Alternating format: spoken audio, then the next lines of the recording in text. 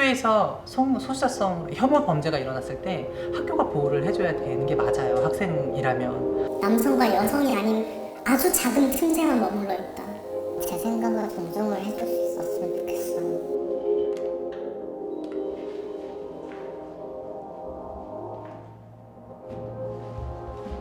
안녕하세요. 안녕하세요. 예, 들어오세요.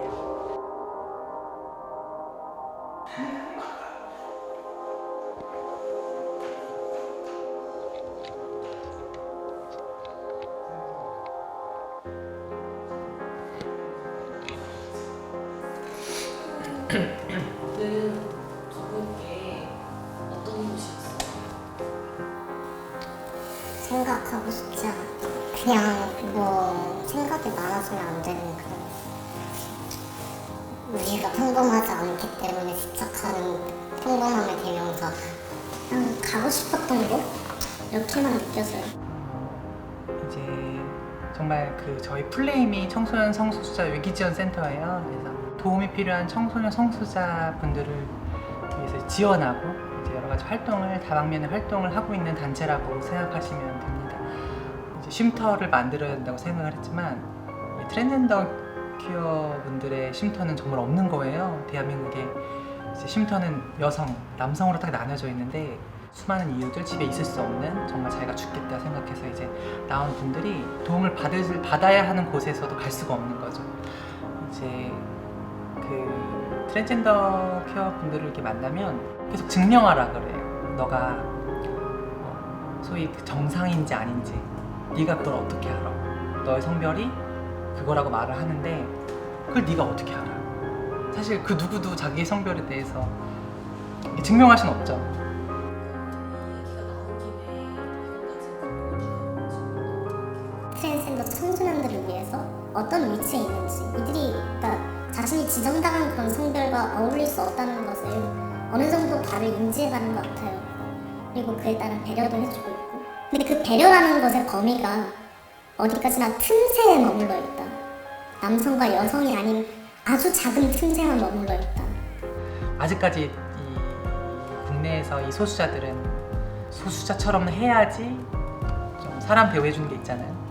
특히 피해자는 피해자처럼 행동하고 소수자는 소수자처럼 행동하고. 저는 어렸을 때는 아예 정보가 없었기 때문에 저를 찾아볼 겨를이 없었던 거예요. 제가 어떤 사람인지 이질감을 느끼고 몸에 불편함을 느끼고 하는 건 맞았어요. 근데 제가 감히 뭐 수술을 한다거나 트랜지션을 한다라고 생각은 못 했던 것 같아요. 근데 지금은 시대가 너무 달라진 거예요. 그냥 핸드폰 하나 있고 와이파이만 되면 자기 스스로의 성별이나 정체성, 성적 지향과 성별 정체성을 찾아가는 정보들이 너무 많아졌고 자기 정체성을 찾아가는 게 너무 빨라진 거예요.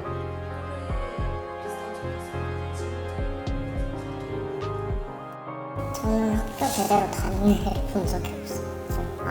없지는 않은데 정말 아무튼 정상적인 그런 중고등학교 생활을 영위하셨던 분들은 거의 없었어요. 학교에서 소수자성 혐오 범죄가 일어났을 때 학교가 보호를 해줘야 되는 게 맞아요. 학생이라면. 근데 저희가 이제 만나는 청소년들 대부분은 그런 일이 벌어졌을 때 선생님한테 가서 이거에 대해서 얘기를 하면은 어떤 분들은 안 그런 분도 계시지만 어떤 선생님들은 너가 그러면은 행동을 그들 앞에서 좀 조심해봐 이렇게 되는 거예요. 피해를 입은 사람한테 뭔가 이유가 있다라고 설명이 되는 거죠. 피해자가 스스로 보호할 수밖에 없는 거예요. 근데 뭐 학생이 무엇을 보호할 수 있겠어요? 대학을 선택하지 않은 이유는 뭐예요? 저는 어차피 대학을 갈 자신이 없어요. 대학을 가봤자 고등학교 때랑 다를 것 같지 않고 제가 버틸 것 같지가 않고 그런 공동체에 적응할 자신이 점점 없어지기도 하고 그러다 보니까 좀 또래 애들이 밉기도 하고 부럽기도 하고 여러 명이 같이 모이는 데를 가는 것 자체를 힘들어해서 제가 학원도 못 다니는데 학원도 못 다니는 상황에서 대학을 갈 수 있을까? 그러다 보니까 저는 공부를 하는 목표가 없잖아요. 이제 하기 싫어 재미없어 하면은 그냥 바로 때려치고 그렇게 된 거죠. 성별 정체성을 고민하는 분들도 있지만 정체를 이미 하셨는데 이제 롤모델이 없는 거예요.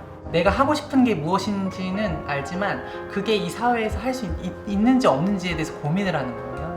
근데 이건 다른 문제죠. 이런 기회가 주어지지 않는다는 거죠. 자기가 어떤 재능을 갖고 있는 것과는 별개로 자기가 어떤 사람이냐에 따라서 이제 기회가 없어지는 거죠. 그 트랜스젠더, 특히 성소수자 청소년들에게 직장은 이런 정체성을 알릴 거 생각하면 정말 일을 열심히 해야 되는 거예요. 저도 그렇게 살아왔고, 저도 꼭 필요한 사람이 돼서 내 정체성은 약간 좀 3순위가 될 수 있게. 청소년들에게 가장 필요한 게 뭘까요? 청소년들에게. 존중이요. 맨날 정신과든 수술이든 부모 동의가 필요하니까 일단. 그래서 정말 집에서 정말 많이 싸워야 됐고, 어느 정도 제가 생각을 할 수 있는 사람이라는 게 느껴진다면 제 생각을 존중을 해줄 수 있었으면 좋겠어요. 다른 걸 다 자체하더라도 뻔뻔하지 않은 어른들이 매일 말하는 게 사실 전 그거랑 느꼈어요. 매번 이제 청소년들 혼낼 때마다 혹은 청소년들이랑 뭔가 이야기할 때마다 특히나 자기 정체성 이야기할 때마다 그런 말들을 하잖아요. 너는 청소년이다. 아직 그런 너의 생각은 정제되지 않았고 어른들이 아직 보호해줘야 될 시기이고 우리의 말을 따를 필요가 있다 이런 얘기를 하잖아요. 근데 막상 청소년 트랜스젠더들이 또래 청소년들은 겪지 않는 정말 위기의 순간과 폭력의 순간과 소외의 순간을 겪을 때는 그 어른의 역할이라는 게 실종되는 것 같아요. 다 너가 선택한 거 아니냐. 제발 하나만 했으면 좋겠어요 진짜. 뭐 권리를 주장할 거면 예물을 먼저 다 하고 보호를 할 거면 좀 보호를 확실히 하고 자기 편할 때만 보호 드리지 말고. 그러다 보니까 청소년 트랜스젠더들이 갈 곳이 없잖아요. 그러니까 갈 곳도 없고 힘들 때마다 힘든 거 이야기할 수도 없고 최소한 한 명씩은 기대고 이야기할 수 있고 자기 미래를 함께 고민해주는 그런 어른이 있다는 거 그거 하나만으로 정말 많은 삶의 선택이 바뀌거든요. 선생님 그럼 어떤 말들을 좀 해주세요? 확실하게 짚고 넘어가 주는 것 같아요. 그 지금의 너에게 날라오는 혐오와 차별은 너가 잘못해서 듣거나 받는 게 아니라 하는 사람이 잘못된 거다. 사실 너무 슬픈 얘기지만 강해지라는 얘기를 많이 하려고 해요. 왜냐면 살아가야 되잖아요. 생존해야 되는데 그 혐오나 차별들은 알려준다고 해서 멈추는 것도 아니고 이 사람만 이해시킨다고 해서 끝나는 게 아니거든요. 왜 우리의 잘못이 아닌데 그들의 잘못이 아닌데 우리는 강해져야 되는가? 왜 맞아도 덜 아픔을 느껴야 되는 것인가? 이런 것들에 대해서 이야기를 해주려고 노력은 하지만 자기가 얼마나 아픈지에 대해서 공감할 수 있는 사람도 별로 없는 것 같아요. 많은 청소년 분들이 지금 이런 사건들의 영향을 좀 받고 계실까요? 많이 받고요. 받고 있을 거고요. A씨 그리고 이제 변호사님의 이야기가 아마 기사에 떴을 때 악플들이 정말 많았어요. 그 수많은 악플 중에 누군가는 잘못됐다고 말해주는 게 많은 성소수자분들한테 힘이 되더라고요. 누군가는 얘기를 해줘야 돼요. 너 그거 잘못된 거야. 혐오야 그거는. 그런 일들이 많아지면 얘기했을 때 난 혼자가 아니구나. 그런 걸 느낀다면은 더 늘어날 것 같고 그럼 좀 더 단단해지면서 언젠가는 그 수가 좀 더 줄어들겠죠. 그 혐오하시는 분들이. 그건 저의 또 긍정적인 상상.